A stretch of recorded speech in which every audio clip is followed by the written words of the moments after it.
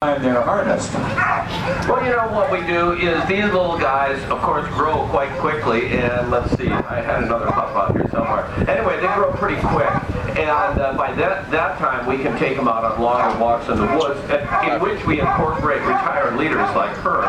And so as we're charging around out in the woods, the puppies will chase after Kippy, the dog right there. Retired dogs are the most important ones in the kennel because they teach by their example. She'll run out, I'll call her back, puppies chase her back. We do that time and again.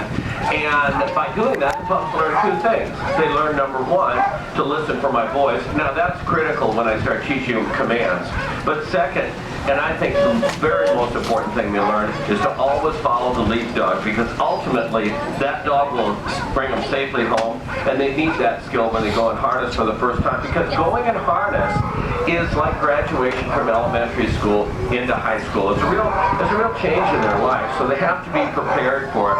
And so I don't just look at them as a bunch and put them in. I look at each one as an individual and determine, of course physically they have to be ready, big enough, strong enough, and fast enough, but also they have to have an instinct, and it's the instinct control, and if that kicks in with all the other qualities, you know, it's a recipe for them to succeed. So that's when I hit them up.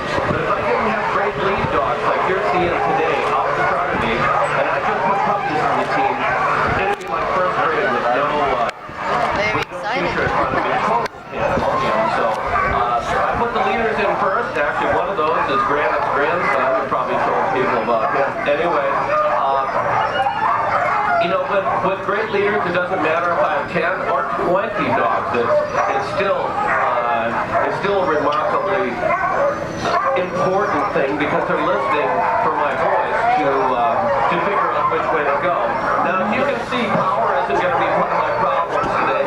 So on this four-wheeler, I've removed the engine, I've reinforced the brakes, but without this roll cut off, I think I'd be off the gate already. So I'm going to take off in a second here. And I'll give you a call when I get to the other side of the lake. All right, now check this adrenaline right out. These guys are going to take off. Watch this acceleration.